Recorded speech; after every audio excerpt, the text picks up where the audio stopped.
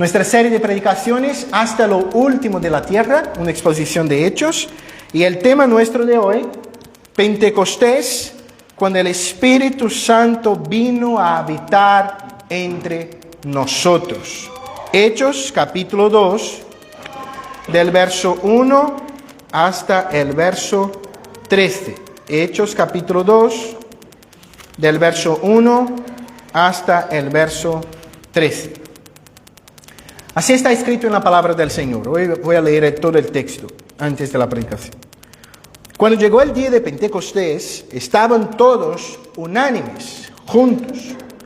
Y de repente vino del cielo un estruendo, como de un viento recio que soplaba, el cual llenó toda la casa donde estaban sentados. Y se les aparecieron lenguas repartidas como de fuego, asentándose sobre la cabeza de cada uno de ellos. Y fueron todos llenos del Espíritu Santo, y comenzaron a hablar en otras lenguas, según el Espíritu se les daba que hablasen. Moraban entonces en Jerusalén judíos, varones piadosos, de todas las naciones bajo el cielo. Y hecho este estruendo, se juntó la multitud, y estaban confusos, porque cada uno les oía hablar en su propia lengua. Y estaban atónitos y maravillados, diciendo: mirad, ¿no son galileos todos estos que hablan? ¿Cómo pues les oímos hablar cada uno en nuestra lengua en la que hemos nacido? Partos, medos, elamitas, los que habitamos en Mesopotamia, Judea, Capadocia, en el Ponto y Asia, en Frigia, Panfilia, en Egipto y en las regiones de África más allá de Cirene, y romanos aquí residentes, tanto judíos como prosélitos, cretenses y árabes, les oímos hablar en nuestras lenguas las maravillas de Dios. Y estaban todos atónitos y perplejos, diciéndose uno a otros: ¿qué quiere decir esto? Mas otros, burlándose, decían: están llenos de mosto. Padre, gracias por tu palabra, y te pido, Señor, que tú puedas bendecirnos en esta mañana por medio de la exposición del texto bíblico. Padre, deseamos comprender este evento único en la historia de la iglesia, cuando tu Espíritu vino a habitar entre nosotros y de alguna manera inaugurar una nueva era de la cual pertenecemos nosotros mismos hoy como iglesia tuya. Anímanos, exhórtanos, transfórmanos para la gloria de tu nombre. En nombre de Jesús. Amén. Queridos, me gustaría introducir el tema de hoy haciendo una comparación o contando una experiencia de alguna manera que es propia de mucha gente que está aquí, pero yo creo que de alguna manera de todos, ¿no? Hay una gran diferencia entre hacer un viaje y una mudanza. Hay una gran distinción entre hacer un viaje de negocios, o un viaje de trabajo, o un viaje de turismo y mudarse a vivir en determinado país. Por ejemplo, pensemos en un turista. Si tú has tenido la oportunidad de visitar un sitio, sea aquí en España o fuera de España, cuando tú llegas a este lugar, un lugar seguramente turístico, que van a tener muchos monumentos a que mirar, comida distinta que comer, personas sonrientes, siempre intentando convencerte de alguna cosa. Tú caminas por calles hermosas, miras monumentos hermosos, sacas fotos que muchas veces no la ves nunca más en tu vida, pero tú paras para sacar fotos y tal, y tú piensas que aquel sitio es el mejor sitio del mundo. Tú miras y dices: me encantaría vivir aquí porque es genial, todo limpio, todo genial. Esta es la experiencia de aquel que va a hacer un viaje de turismo. Pero si tú se mudas a este mismo sitio, tú vas a empezar a percibir que hay una vida más allá de estas calles turísticas, de estos monumentos. Tú vas a empezar a comprender que la cultura es distinta, que la gente es distinta, que la manera como tú interactúas es distinta. Las comidas que te encantaron en cuanto tú eras turista, después de un mes ya no sabe la misma cosa. Tú quieres las patatas de Perú, tú quieres la maíz del Ecuador, tú quieres los frijoles de Brasil, porque te echa de menos las cosas que son tuyas. Por ejemplo, los que aquí están que no son de Don Benito, que son de Miajadas, ¿no? Si tú vienes a Don Benito a hacer un recado, a hacer alguna cosa, genial. Pero si yo digo a Andrés, Juan Diego, Sara, Isa, Moisés, María o quien sea, venga, se muda a Don Benito. No, pastor, ahí ya no. Yo soy de pueblo, aquí la gente ayer volviendo de Cáceres, no Andrés hablaba, no, porque la gente en Don Benito es mucho cerrada, en Miajadas somos más de hablar, o sea, una cosa es venir a Don Benito, a la iglesia, o hacer un recado, a comprar algo. Otra cosa es mudarse. En términos de extranjero, mudarse implica en papeles, implica en tarjetas, implica en un montón de cosas. Yo me acuerdo hace unos meses que mi tarjeta de mi permiso de residencia, ¿no?, en España ha cambiado de un permiso de residencia temporario para uno permanente. Cuando he mirado, llega a impactar la cosa. Yo dije, Dios santo, ya hace 5 años que estoy en España. Ya no soy un residente temporario, para el Estado soy permanente. Como esta palabra fue pesada, ¿no? Fue impactante para mi vida. Pero ¿qué tiene que ver esto con lo que estamos hablando hoy? El Espíritu Santo es, como lo sabéis, la tercera persona de la Trinidad. El Espíritu Santo es, a ver si Dios hace el milagro y Julie consigue quedar con mis niñas. Tendrá que ser un milagro muy grande. Pero a ver, si no la mamá vuelve. Queridos hermanos, el Espíritu Santo siempre ha actuado a lo largo de la historia, ¿no? Si leéis Génesis capítulo 1, por ejemplo, ya vemos que el Espíritu paseaba, caminaba sobre la faz del abismo. Tenemos el Espíritu ya en Génesis 1. Tenemos la actuación del Espíritu Santo en el Antiguo Testamento, ¿sí o no? Sí. Tenemos, por ejemplo, en la unción de reyes, en el momento que el Espíritu, por ejemplo, venía sobre el rey David mientras él tocaba una arpa. Pero la labor del Espíritu Santo en el Antiguo Testamento era una labor como de un trabajo temporario. El Espíritu Santo venía, trabajaba y volvía. El Espíritu venía, convencía, hacía su obra y volvía. Pero ahora llega el momento en que el Espíritu Santo está de mudanza. El Espíritu Santo no viene más a trabajar y a volver, sino que el Espíritu Santo viene a vivir, a habitar, a morar entre la iglesia del Señor. Y es sobre esto que vamos a hablar un poco hoy. El contexto de Hechos capítulo 2 es conocido de los hermanos. El capítulo 1 hemos visto que empieza con la ascensión de Cristo, un orden para que ellos se quedasen en Jerusalén hasta que se cumpliera la promesa del Espíritu Santo, que es lo que vamos a ver hoy, es el cumplimiento de la promesa de que ellos serían revestidos de poder cuando bajase sobre ellos el Espíritu Santo de la promesa, para que ellos fuesen testigos hasta lo último de la tierra, como dice la palabra del Señor. Semana pasada hemos visto que para organizar esta misión, Dios ha dejado una comunidad apostólica. Hablamos sobre quién eran los apóstoles, cuál era la función de los apóstoles, y hemos visto cómo hubo la necesidad de reemplazar Judas por Matías para que este colegio apostólico, esta comunidad apostólica se quedase completa. Hoy vamos a ver lo que pasó después, el cumplimiento de esta promesa, y hablaremos sobre el día de Pentecostés. El primer aspecto del texto que me gustaría hablar es el derramamiento del Espíritu Santo, el capítulo 2, del verso 1 al verso 4. El texto empieza así: cuando llegó el día de Pentecostés, estaban todos unánimes juntos. Queridos, Pentecostés. Pentecostés es una palabra que no la usamos a menudo, ¿no? O la usamos en un contexto religioso. Pentecostés significa literalmente en griego el 50º día después de alguna cosa, ¿vale? Y es justo el 50º día después de la Pascua, que en este caso era, en nuestro caso, la muerte y resurrección de Jesús, ¿vale?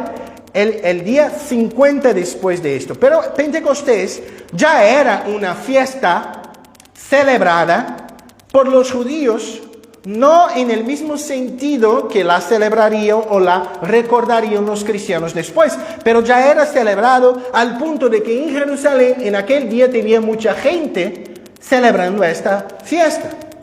Para los judíos, el día de Pentecostés era el día en que ellos celebraban el hecho primeramente de la cosecha, ¿no? En el Antiguo Testamento leemos la fiesta de las primicias, cuando el pueblo de Dios daba los primeros frutos de la cosecha para el templo, para Dios, como una ofrenda de sacrificio vivo al Señor.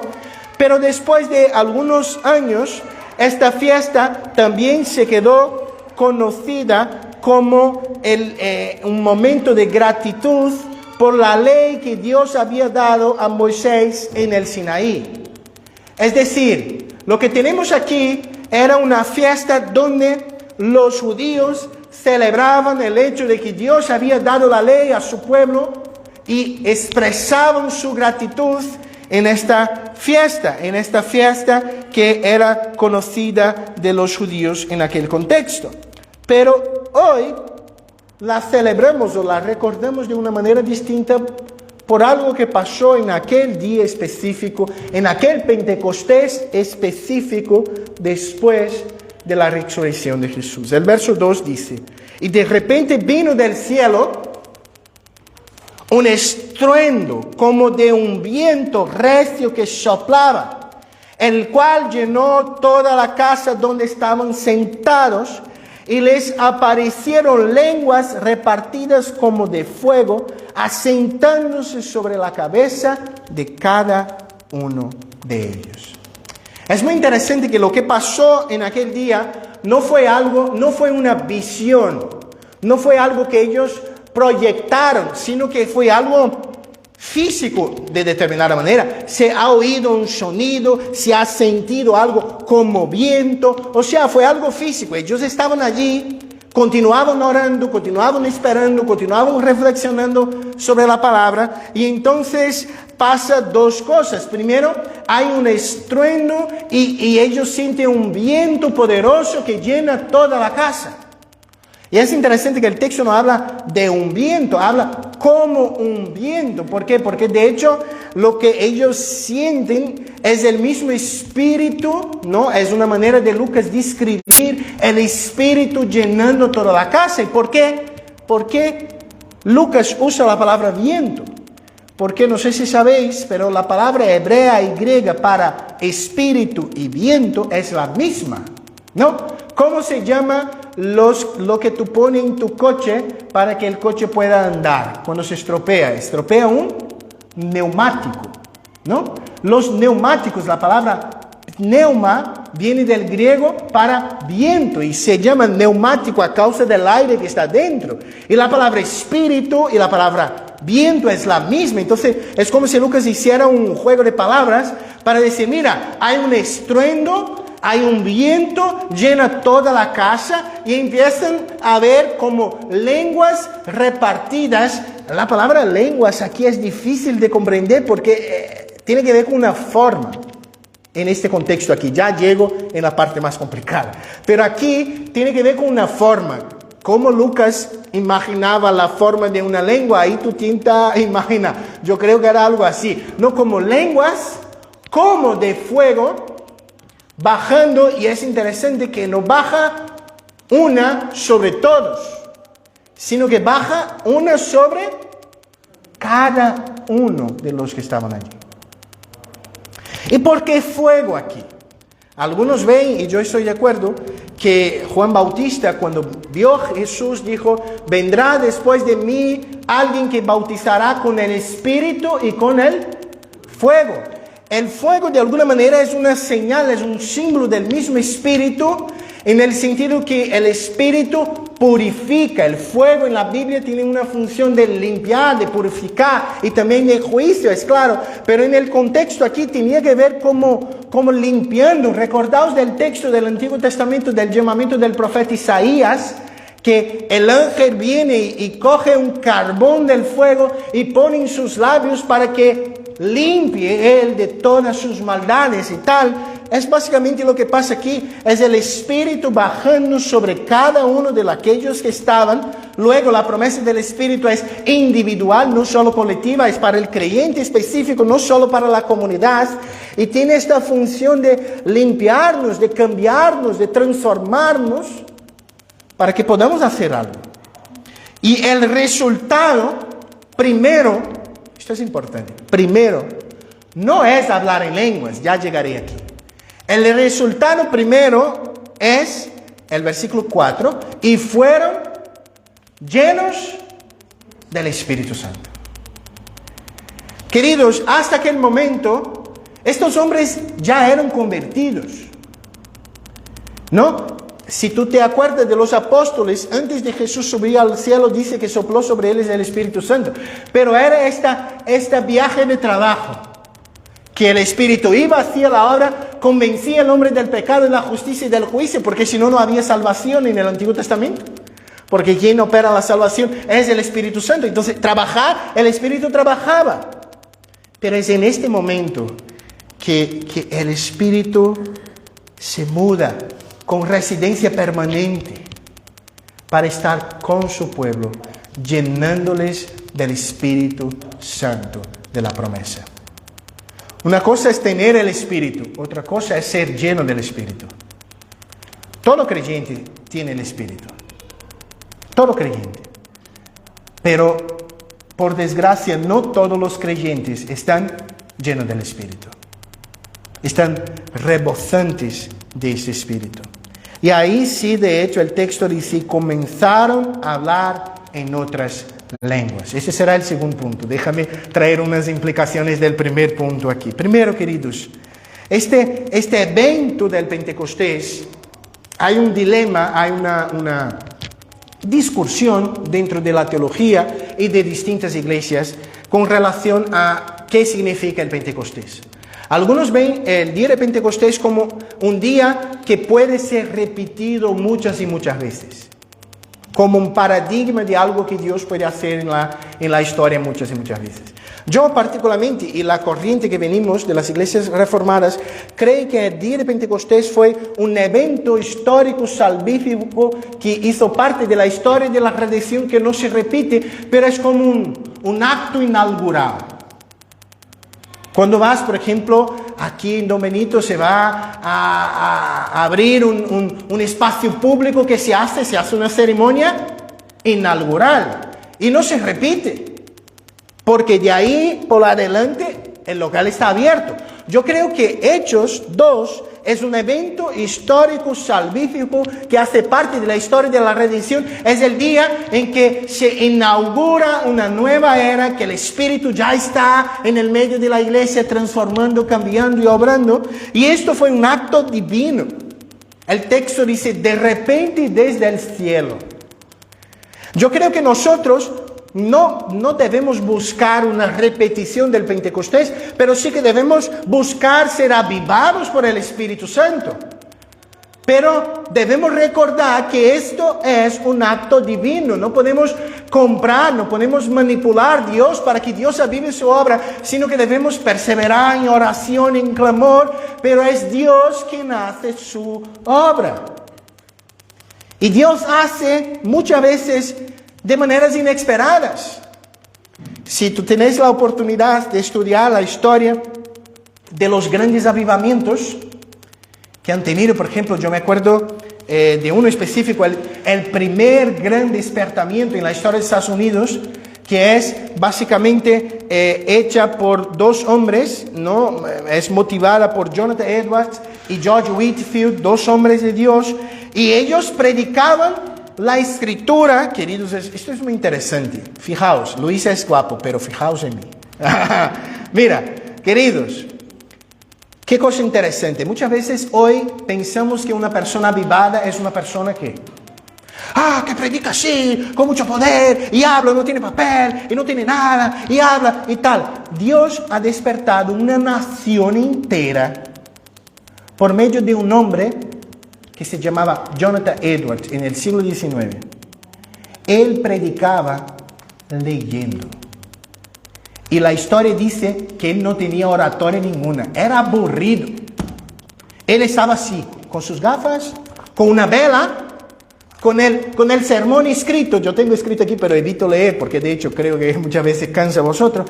Y él se quedaba así, que el día de Pentecostés era tal y tal y tal, y Dios avivó una nación entera. Es un acto divino. Otra cosa, queridos, que debemos comprender es que Dios trabaja mientras adoramos. El pueblo estaba ¿cómo? Reunido, unánimes, adorando a Dios. Yo creo que Dios puede avivar su iglesia hoy aquí mientras adoramos a Dios. No tenemos que poner una fecha. Vamos a hacer una conferencia especial para que Dios pone fecha en el calendario. Este día Dios va a llenar su iglesia con su espíritu. No, queridos. Dios hace eso mientras adoramos a Él, mientras trabajamos para Él. Mientras amamos la palabra, amamos a Jesús. Pero debemos buscarse llenos del Espíritu Santo. Esta es una verdad. Efesios 5, ¿no? No os embriaguéis con el vino en el cual hay disolución, sino que se llenos del Espíritu Santo. Debemos buscarse llenos del Espíritu Santo. Pero el segundo punto, y este un poco más complejo, el texto habla de que fuimos capacitados, que los apóstoles fueron capacitados para hablar a todos los pueblos. Y ahora volvamos al final del verso 4. Y comenzaron a hablar en otras lenguas, según el Espíritu les daba que hablasen. Por largos años de la historia de la iglesia no hemos tenido problema con este versículo, ni con este texto. Pero con la inauguración del movimiento pentecostal, ¿no? El movimiento más carismático, que son hermanos queridos, que Dios os usa para su gloria, pero que tenemos algunas distinciones desde el punto de vista doctrinario, pero amamos al mismo Jesús y amamos la misma palabra. Pero desde este momento este texto empezó a ser visto de otra manera. ¿Por qué? Porque en el movimiento más carismático, más pentecostal, se comprende que la evidencia que uno fue lleno del Espíritu Santo es hablar otras lenguas. Y dentro del movimiento más pentecostal, otras lenguas es un sinónimo de lenguas extrañas o lenguas de los ángeles, ¿no? Algunos ya saben de lo que hablo, ¿no? Lenguas que no tienen sentido humano. Lenguas extrañas, es la palabra más usada. Lenguas extrañas o lengua de los ángeles, ¿no? Solo aparece en la Biblia la expresión lenguas extrañas y lengua de los ángeles una vez cada uno. Lengua de los ángeles en 1 Corintios 13 y lenguas extrañas en 1 Corintios 14. Pero se relaciona mucho con Hechos. La enseñanza se relaciona mucho con Hechos, porque aquí habla que ellos empezaron a hablar en otras lenguas. Y lo que suele hacerse es interpretar este texto de Hechos 2 a la luz de estos otros conceptos y pensar que aquellos hombres y mujeres hablaron idiomas y hablaron lenguas no conocidas, extrañas. Pero leamos el texto. El texto continúa: moraban entonces en Jerusalén judíos, varones piadosos de todas las naciones bajo el cielo. Vivían en Jerusalén judíos que no habían nacido en Jerusalén. Esto era común, primero por la fiesta, ¿no? Que venía mucha gente de viaje, pero también se tenía la costumbre de un judío, cuando llegaba a su mayoría de edad, ya estaba cerca de la muerte, volver a Jerusalén para ser sepultado con sus padres.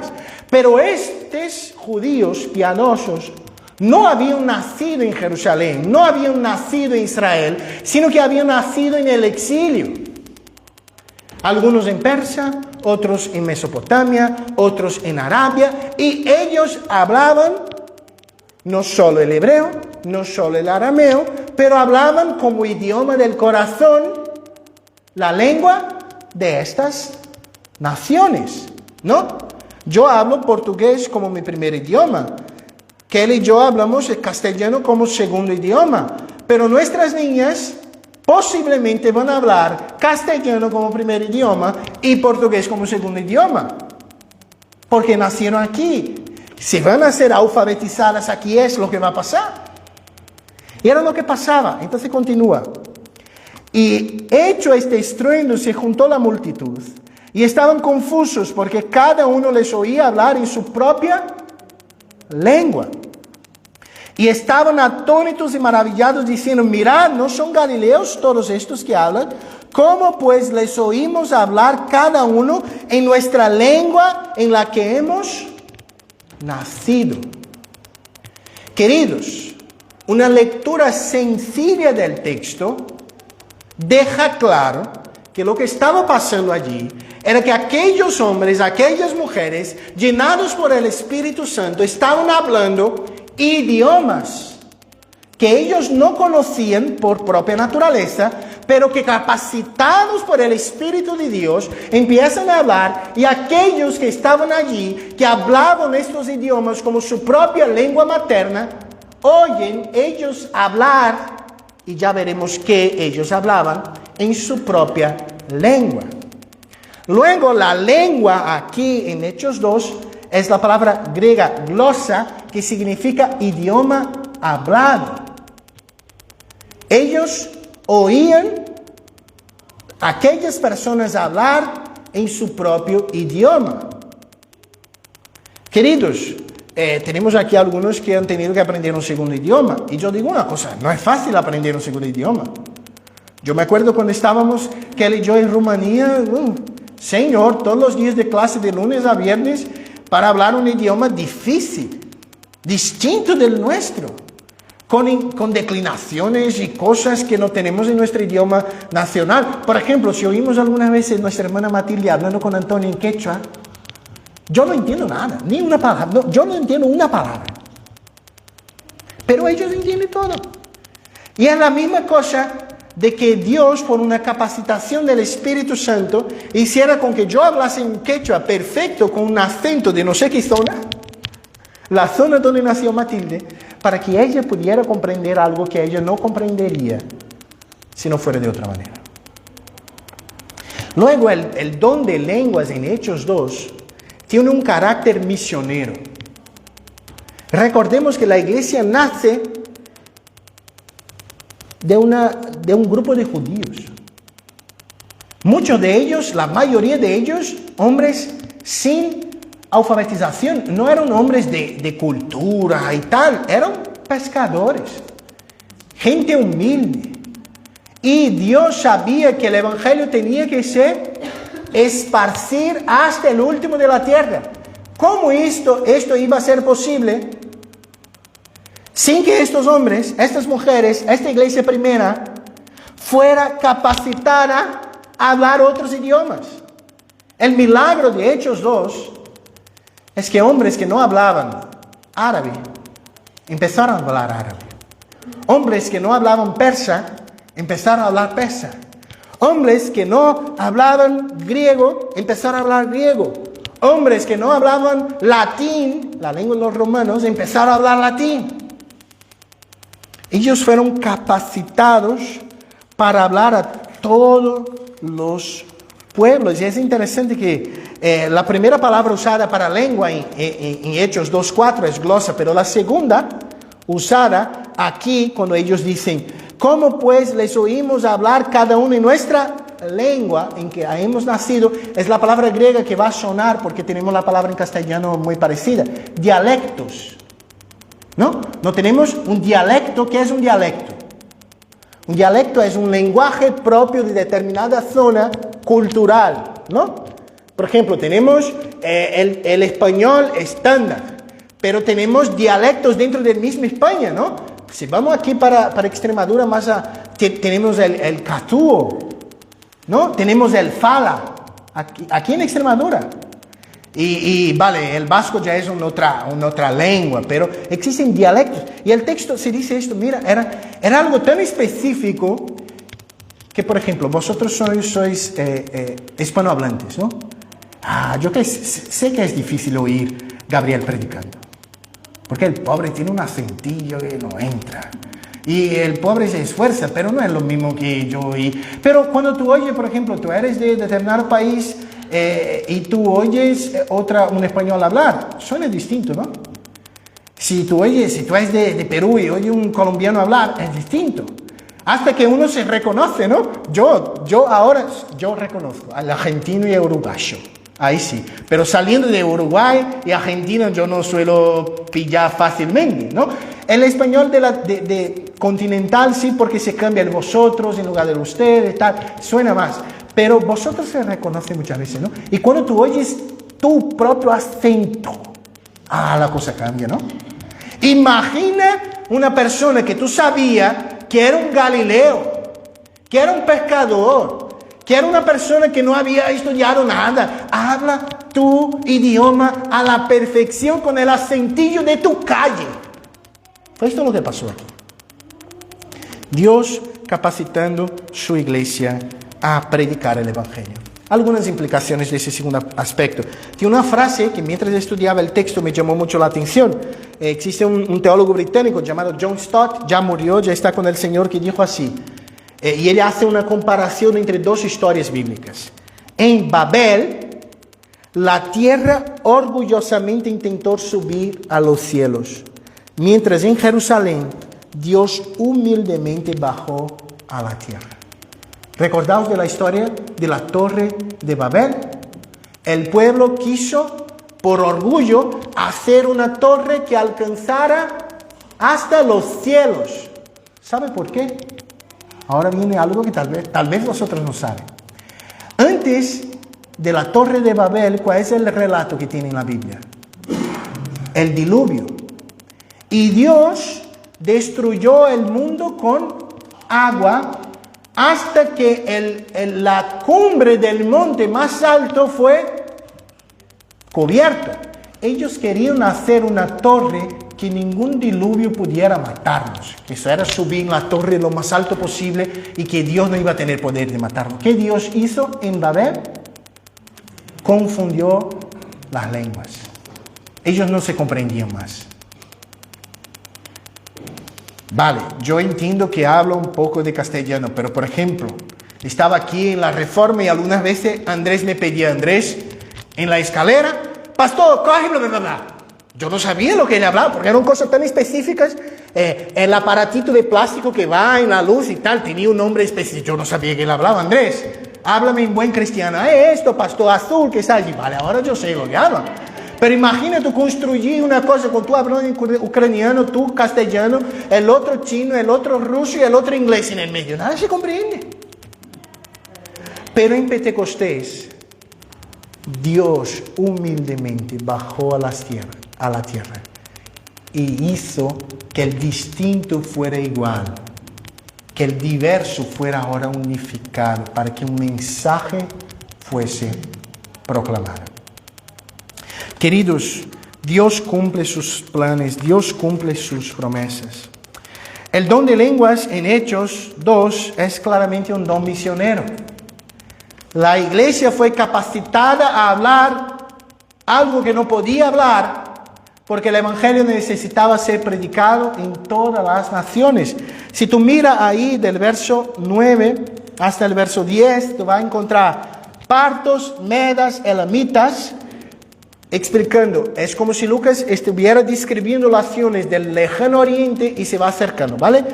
Persa, partos, medas y elamitas era lo que era la antigua Babilonia. Después viene un poquito más adelante. Y ahí él dice así, los que habitamos en Mesopotamia, Judea y Capadocia. Ahí él ya se empieza a acercar al creciente fértil de los dos ríos Tigris y Eufrates, ya empieza a acercarse a Jerusalén. Después pasa al otro lado, cuando él dice así, Capadocia, Ponto, Asia, Frigia y Panfilia. Esto es la Asia Menor, lo que hoy es actualmente la Turquía. Después él va al norte de África. en Egipto, en las regiones de África, más allá de Cirene. Y después va a lo que para él era el confín, el último de la tierra, que era Roma, el imperio. Tenía gente de todas estas naciones allí. Y es como si Pentecostés hiciera con que la iglesia ya naciera en distintos lugares. Porque aquellos que han oído el evangelio allí se van a volver a sus ciudades, a sus pueblos, a sus naciones, llevando la semilla del evangelio. Pues, hermanos, es curioso notar que muchas de las naciones aquí citadas acabarían por tener iglesias en el mismo libro de Hechos. ¿Por qué? Porque Pentecostés tenía una función de expansión misionera. Y lo que me entristece, aunque tú puedas tener una visión distinta de dones espirituales, que la tengo yo, no tengo problema con esto. Pero muchas veces lo que me entristece mucho hoy en día es que la visión de los dones espirituales está más relacionada a un orgullo, a una soberbia espiritual de que yo soy mejor que el otro. Y esto está muy lejano de la Escritura. Dios ha dado dones a la iglesia para que la iglesia pudiera avanzar, para que el reino pudiera llegar hasta el último de la tierra. Dios capacita a su pueblo para el cumplimiento de la misión. Aquí Dios usa gente humilde para su gloria. Dios transforma corazones por medio del poder de su evangelio. Tal vez tú te mires a ti mismo y digas, pero pastor, yo no soy capaz. Yo soy humilde, yo soy sencillo, yo no sé hacer muchas cosas, pero Dios quiere usar esta poca cosa que tú tienes para su gloria, porque quien hace es el Señor, no somos nosotros. Acorda de la historia bíblica. Moisés era un tartamudo. Cuando Dios dice, ordena, vete y habla con Faraón, ¿qué dice Moisés? Pero yo no sé hablar. Y Dios dice, no tiene problema, yo voy a usar esto. Tiene un momento de la historia que Dios pide y Moisés dice, pero no tengo nada, la única cosa que tengo es un bastón. Y Dios dice, con este bastón tú harás maravillas. Dios no importa con las aptitudes que tenemos, sino con el corazón que tenemos de dejar esas aptitudes en sus manos y decir, Señor, úsalas para su gloria. La última parte del texto voy a llamar de las maravillas de Dios. El verso 11 es el final del listado, ¿no? Cretenses y árabes, y ahí dice así, y les oímos hablar en nuestra lengua, ¿qué? Las maravillas de Dios. Queridos hermanos, aquellos hombres no hablaban para autogloriarse, para ser conocidos. Mira, ahora hay un nuevo grupo religioso en Jerusalén, nosotros somos lo que vosotros esperaban. Nosotros somos el cumplimiento de las promesas, de las profecías, porque somos los mejores, los más guay. Vente aquí, a la calle Guareña, 20C, va a tener un cartel y es allí. No. Ellos no usaban el don para la autopromoción, para la autoglorificación, para la soberbia, para el orgullo, sino que para el servicio. Ellos usaban el don que Dios les había dado para hablar al mundo las maravillas de Dios. Queridos, ¿cómo estamos usando los dones que Dios nos ha dado? ¿Para nuestra propia gloria? ¿Para nuestro propio uso? ¿Para que seamos conocidos? ¿Para que nuestra iglesia sea conocida? ¿O para que Dios sea glorificado, su iglesia edificada? Queridos hermanos, las maravillas de Dios implican primero su propio ser grandioso, pero también sus hechos en la historia. Yo creo que el punto clave aquí, como vamos a ver semana que viene, porque gracias al Señor tenemos un sermón de Pedro explicando el Pentecostés, que es lo que vamos a ver semana que viene en 2 partes. Vamos a ver que el punto clave de lo que ellos anunciaban como las maravillas de Dios era la muerte y resurrección de Jesucristo. Esto es lo que debemos proclamar. Si tenéis 5 minutos con una persona, proclama a Cristo y a Cristo resucitado, como dijo Pablo, ¿no? Y lo hace en el poder del Espíritu Santo, en la dependencia del Espíritu Santo. Porque Dios nos capacitó para que podamos contar al mundo las maravillas de Dios. La cruz y el sepulcro constituyen un evento inseparable. Y sin duda puede ser resumido por medio de la expresión maravillas de Dios. Aquellos discípulos no usaban el poder del Espíritu para su propio beneficio, no hablaban de ellos mismos, no buscaban las luces y la gloria para ellos mismos, sino que de todo el contrario, lo apuntaban para Cristo, para su obra. Buscaban la gloria de Dios y no la vana gloria de los hombres. Pero todas las veces que Dios entra en la historia, hay una reacción. Y la reacción encontramos aquí mismo en el verso 12 y 13. Y estaban todos atónitos y perplejos, diciendo uno a otros, ¿qué quiere decir esto? Mas otros burlándose decían, están llenos de mosto. Tenemos aquí dos reacciones. Primero una un poco general, atónitos y perplejos. Yo me quedaría atónito y perplejo delante de esto, seguramente. Si yo hubiera estado en otro sitio y oír una persona que sabía que no era nacional de mi país hablando y además con mi acento allí del nordeste y tal, y con acentillo que conocemos muy bien, yo iba a quedar perplejo y atónito. Pero hay dos reacciones. Una es la duda, pero una duda que lleva a conocer un poquito más. Es la duda que también es mezclada con un deseo de, puede continuar hablando, quiero aprender un poco más. ¿Qué es esto que está pasando? Pero también tenemos el reproche, la burla, el rechazo, ¿no? El texto claramente dice, y algunos burlándose decían, estos hombres están embriagados, están borrachos. Están borrachos.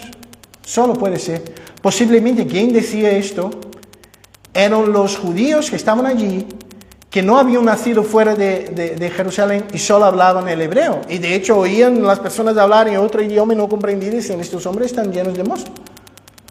Pedro va a contestar esto claramente en su sermón, ¿no? Son todavía 10 de la mañana, ¿cómo van a estar llenos de mosto? Tal, vamos a ver eso la semana que viene. Pero hay reacciones. ¿Por qué? Porque la palabra predicada genera una reacción, aunque sea la omisión. Tú vas a salir de esta iglesia hoy y tú vas a tener que reaccionar a la predicación que tú has oído, a la predicación que has oído. Sea creyendo, sea rechazando o sea ignorando, pero alguna cosa tú vas a hacer. Algunas implicaciones, las últimas. El propósito último de cualquier don es la gloria de Cristo. Cuando uno declara estar lleno del Espíritu Santo, pero busca su propia gloria, busca la admiración de todos, busca estar bajo las luces, esta es una evidencia que tal afirmación no es verdadera. Porque el Espíritu apunta hacia Cristo. El Espíritu pone a Jesús en evidencia.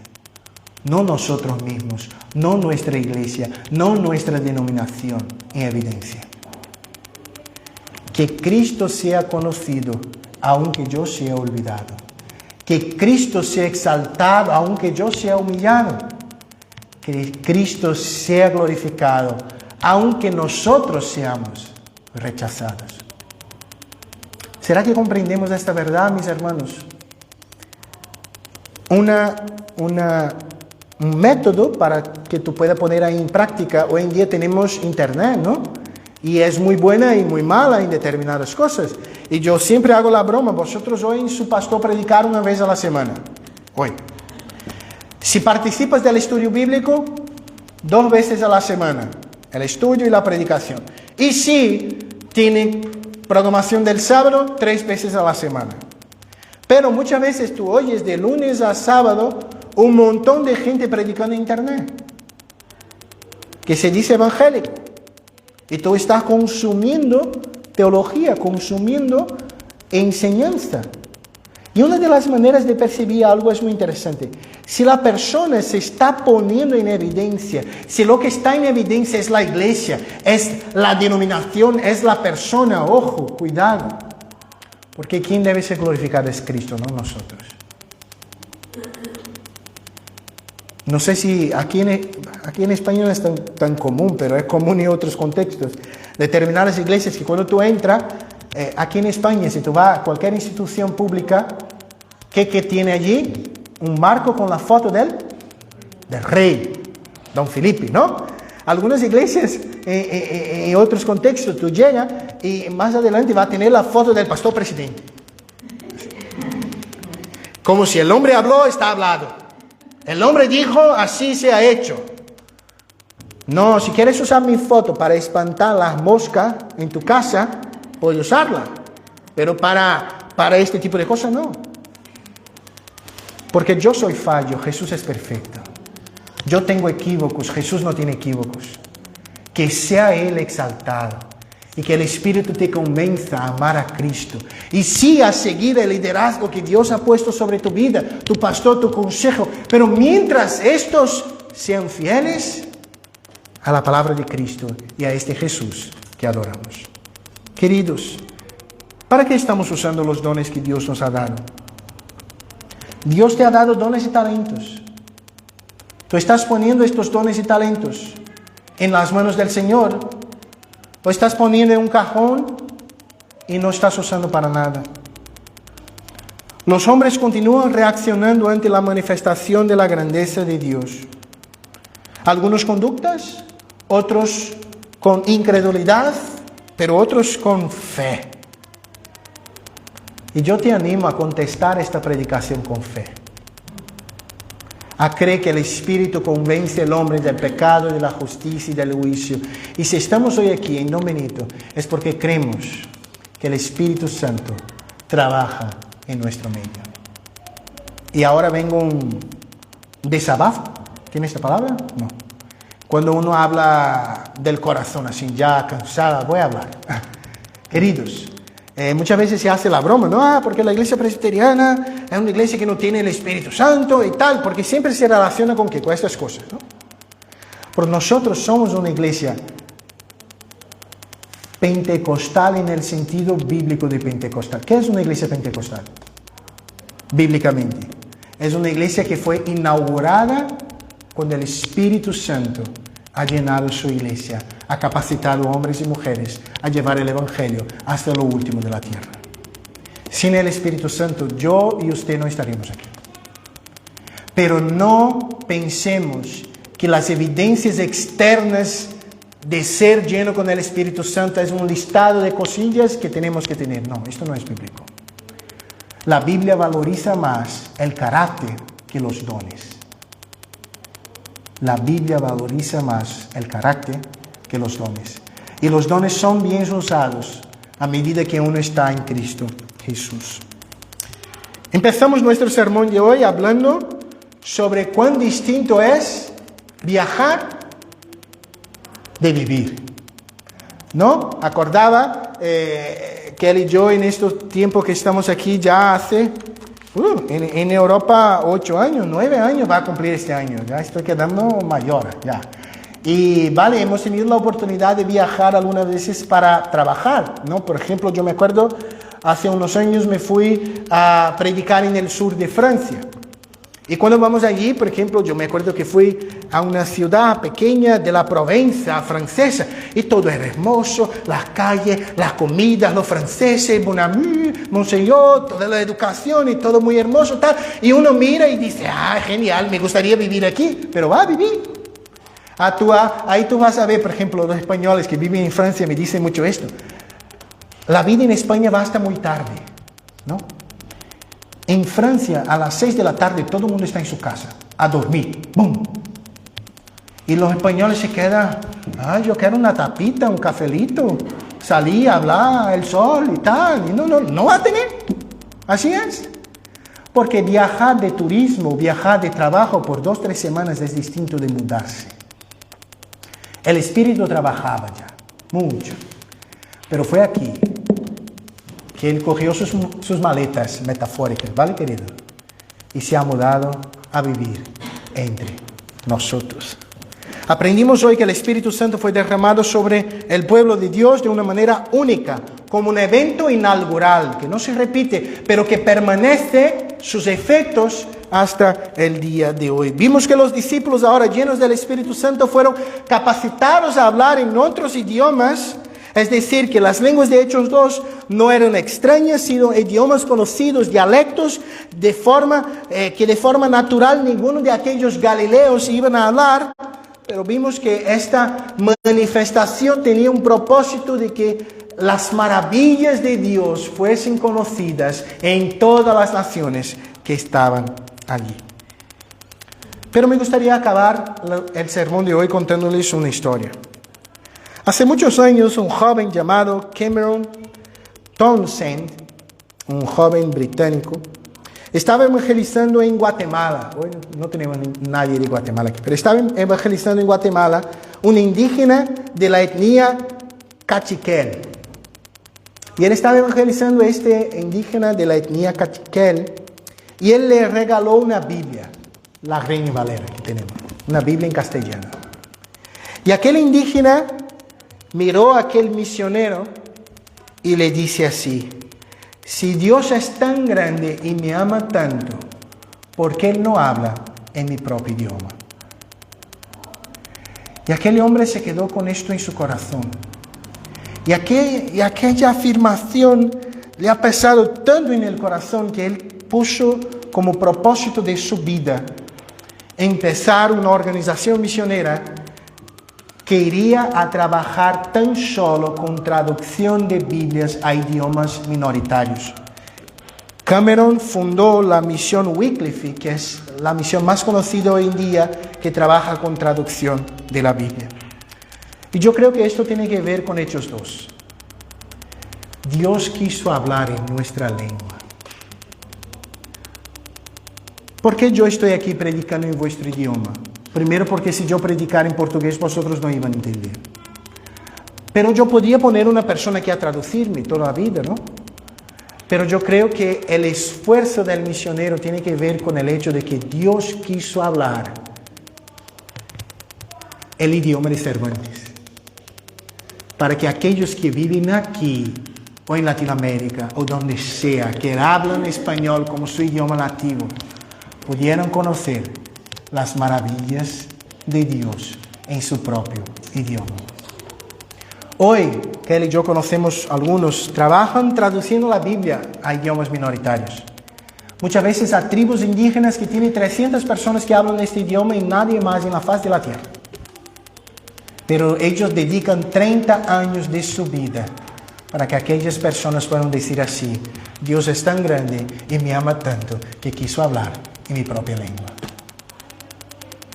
Que podamos nos esforzar para hacer Cristo conocido hasta lo último de la tierra.